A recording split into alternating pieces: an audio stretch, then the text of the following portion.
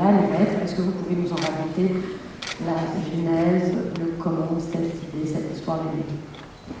Thank you for this beautiful first feature film, and we would like to know how was the idea for the film born and how was the film made?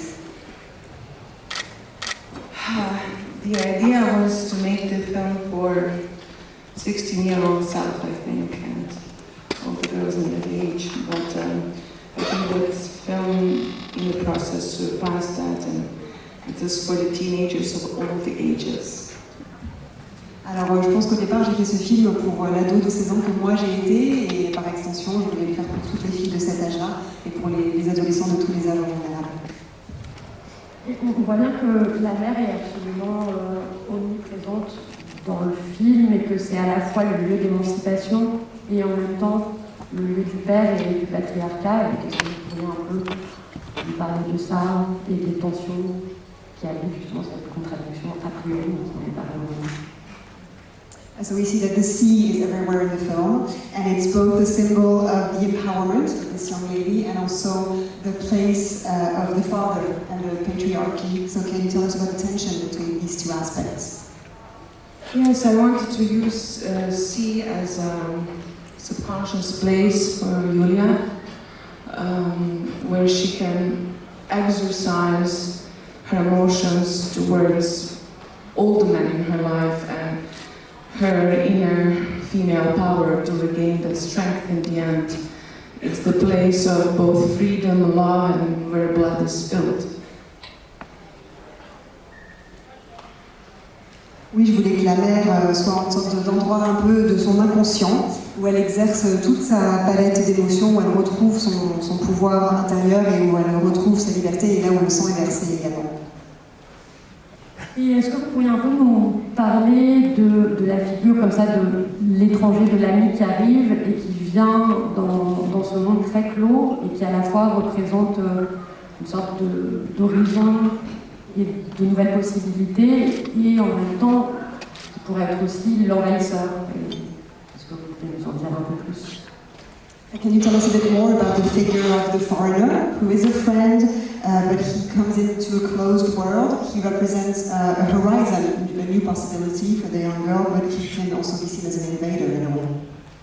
Yeah, I think he's both an invader and opportunity. He's a catalyst for this family to confront their demons and for Julia to make some strong decisions in her life. But also he's someone who needed to be conquered as well, because Julia really needed to take this journey by herself. Eh bien oui, pour moi je voulais que ce personnage soit un catalyseur pour les autres personnages, pour qu'ils affrontent leurs démons, pour pousser Julia à prendre des décisions. Et c'est aussi un personnage qui a besoin d'être conquis. Question pour vous deux, au niveau du casting, comment vous l'avez trouvé? Comment s'est passée votre collaboration? Ouais, on le voit, mais est-ce que vous pouvez nous en dire un peu plus? Can you tell us about your collaboration together on the film? Well, I first met Antoneta in 2015, I think. We did a music video for a Croatian singing group, and then we did our first short movie. It was Into the Blue, and it was the real beginning of our cooperation because obviously Antoneta had her ideas and visions, but she also took a lot of my advices, and somehow we together built Julia. And then after that we did Murina, of course, which was almost like a sequel to Into the Blue, but Julia's character was much deeper and of course preparations were much more intense.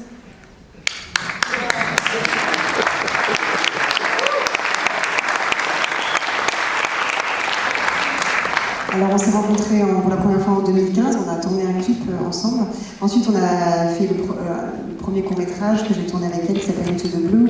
Et donc ça a commencé à démarrer notre collaboration réellement. Elle avait ses idées sur le personnage, mais elle aussi on a beaucoup parlé ensemble, elle a suivi certains de mes conseils. On a construit ce personnage de Julia ensemble. Et donc ce long-métrage se veut presque comme une suite, sauf que le personnage est beaucoup plus profond évidemment et tout est plus intense dans ce film-là. Alors, je passe la parole à la salle. Y a-t-il des questions? Des micros circulent? N'hésitez pas. Il faut lever votre main. Any questions in the audience? Ne faites pas les timides.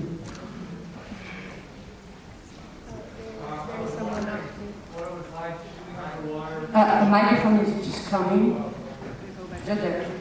Ah, sorry. Yeah, can you hear me? Okay. I was wondering what it was like shooting underwater in a place that doesn't have a big film industry, and also what I imagine isn't the ideal budget for that. Is that something that involved a lot of compromise on set, or did you have to go in knowing that it would be limited? Alors, comment avez-vous tourné des scènes sous l'eau, sachant que voilà, ce n'est pas un pays où il y a une énorme industrie du cinéma et peut-être pas d'énormes budgets. Comment vous êtes débrouillé de ça? Est-ce que vous avez dû faire des compromis ou comment vous avez abordé ça? Thank you. So yes, of course, as every film, every shooting above and below the water takes some compromises. So this one, we really had to choose the essential scenes that have the real underwater arc, I would say. It takes a real setup underwater, same as above the water. So that means cinematographer and assistant, actors, and safety for each one of them. So you end up with maybe 10, 15 people underwater. I was in rehearsals with actors underwater, and then for the shoot I was above with it's one instrument for synchronized singing. It's like swimming. It's a little speaker. It goes underwater, and I could give directions while above watching on the monitor. So yes, it was very challenging, but great. It took a lot of preparations on my side, both physically and mentally. Of course, I had to learn how to dive with oxygen bottles and also how to fish with harpoons. But I did swimming for 11 years, so that's definitely helped. I couldn't do this without swimming lessons, of course. I had to tell her swim less good. Alors oui, bien sûr, il faut forcément faire un petit peu des compromis. Il faut choisir de réserver ce type de tournage pour les scènes absolument essentielles qui concernent l'arc narratif lié à l'eau, parce que à chaque fois qu'on veut tourner sous l'eau, ça veut dire qu'il faut qu'il y ait le chef opérateur, un assistant, les acteurs concernés, et puis de la sécurité pour toutes ces personnes-là. Donc on arrive vite à 10-15 personnes sous l'eau. Moi j'ai fait des répétitions sous l'eau avec les acteurs, et ensuite quand on a tourné, j'étais au-dessus de l'eau et j'ai utilisé une sorte d'enceinte qu'on utilise en natation synchronisée qui permet en fait de donner les instructions depuis la surface pour qu'ils entendent quand ils sont dans l'eau. Voilà. Et puis ensuite, Gracia ajoutait qu'il fallait une grande préparation physique et mentale et qu'elle a dû apprendre à plonger avec des bouteilles et à pêcher au harpon, mais heureusement, comme elle nage depuis plus de 11 ans, ça a beaucoup aidé. Et Antoneta a dit qu'elle lui demandait d'essayer de nager un peu moins bien pour le film. Y a-t-il une autre question? Yes. What was the longest period of time you had to be underwater, holding your breath without breathing? And can you really hold your breath 5 minutes? Quel est le long moment où vous avez dû rester sous l'eau sans respirer en apnée, et est-ce que vraiment vous teniez le temps que vous dites dans le film, c'est-à-dire 5 minutes et 20 secondes? Yeah, I think I was around 10 minutes maybe. Joking, no, it was only maybe a minute. But you have to do it all again, so that's hard. Oui, en fait, blague à part, c'était environ seulement 1 minute, mais il faut le refaire beaucoup de fois de suite, c'est ça qui est difficile. Y a-t-il d'autres? Là, juste là, madame.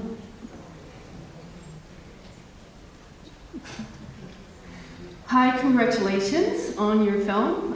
It's really enjoyable. What island did you shoot this on? And also, what was the motivation of including the true events of the firemen that died on that island?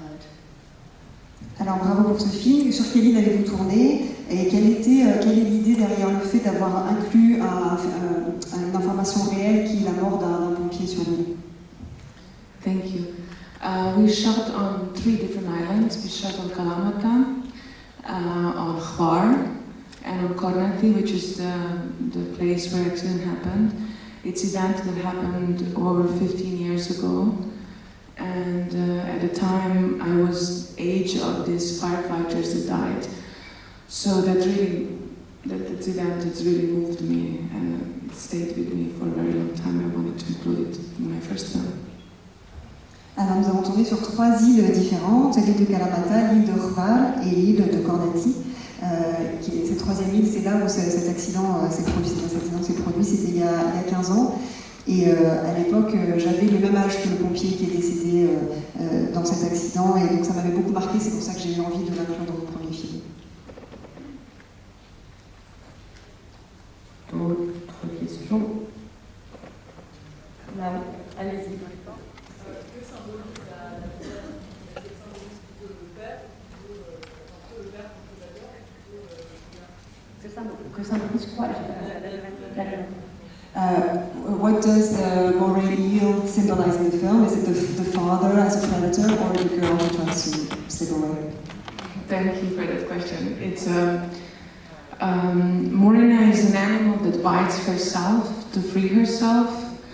And for me, that was Julia in film. She really is ready to sacrifice her own family and everything to be free. So, yeah, it's Julia.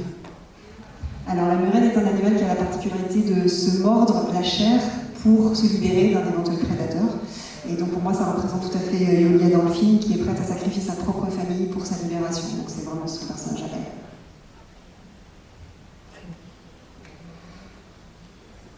Sinon, j'ai une autre question, parce qu'on voit que Martin Scorsese est dans les executive producers. Donc est-ce que vous pourriez nous dire comment s'est fait cette rencontre? So Martin Scorsese is credited as a producer. How did he come into the project? He's one of the producers. We have a very big team behind the project in production, both from Anti-Talent, Spiritus Movens, RT Features, and 2 wonderful companies from Slovenia, Joško Rutar and Miha Černac. And Martin Scorsese was one of the executive producers.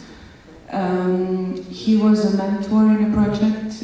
We met prior to shoot, and he's seen a couple of edits and gave his notes. He said that he really liked these people because he knew them. Alors Martin Scorsese n'est que l'un des producteurs, évidemment, il y a énormément d'autres producteurs qui nous ont soutenus sur ce projet. Et donc il est producteur exécutif, c'est-à-dire qu'il a servi un peu de mentor. Je l'ai rencontré avant de tourner et ensuite il a vu les premiers montages que nous avons faits et il a dit qu'il aimait le film parce qu'il avait l'impression de connaître les personnages. Question? Oh. Yeah, first of all, thank you very much for this movie. And Julia threatens her father twice in the movie, I think. Why didn't you want her to kill him? Alors, Julia menace 2 fois son père dans le film. Pourquoi est-ce que vous ne vouliez pas qu'elle le tue avant? I wanted her to kill him too. But she didn't want it. I think that redemption doesn't come from revenge.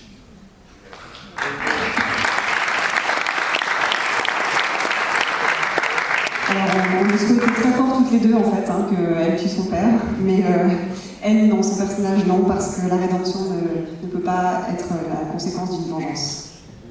Justement, est-ce que vous pouvez un peu plus nous parler de ce personnage de père et de est-ce qu'il incarne aussi quelque chose de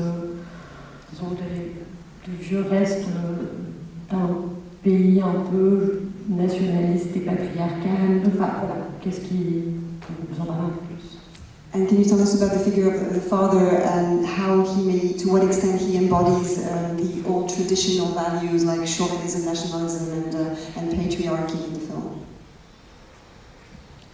That's Charles' question. Everybody has a different view on it, you know. It really depends in which country you ask this question. So in different viewers see this character differently.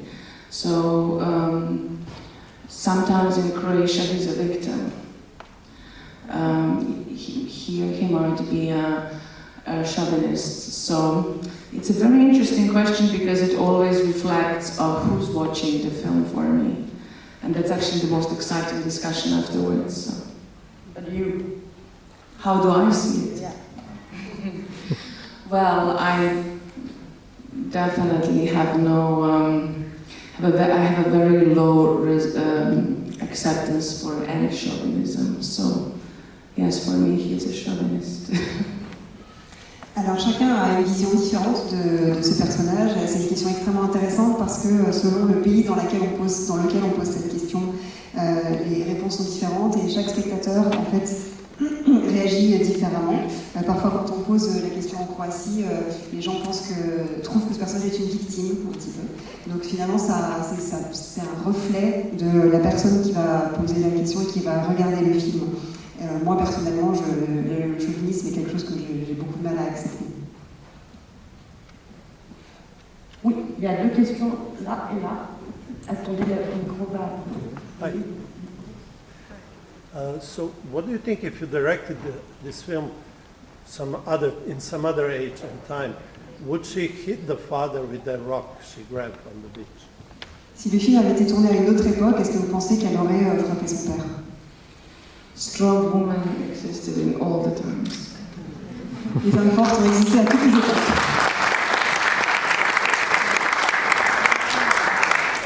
What do you think if the man directed the film, would she hit him? Et si un homme avait réalisé le film, est-ce qu'elle l'aurait frappé? Strong men as well. Les enfants aussi ont toujours existé. I don't know, I've never directed film as a man, but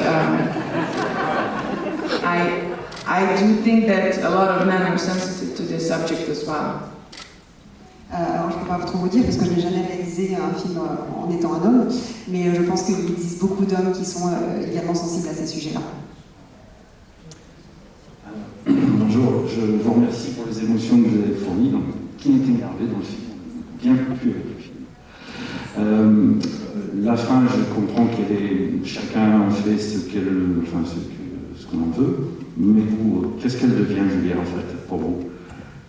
Thank you for all the emotions that are in the film. At the end, what do you think Julia will become after the last scene?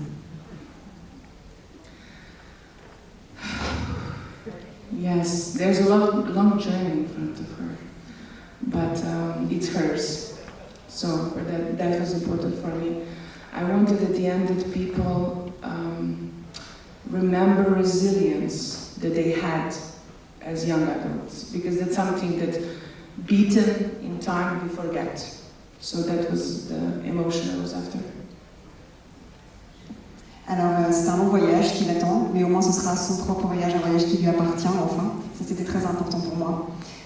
Et je voulais qu'avec ce film on ait le souvenir de la résilience que l'on a parfois en tant qu'adolescent et jeune adulte, parce que parfois avec le temps qui passe on oublie ces sentiments ces choses qu'on a ressenties à ces périodes-là.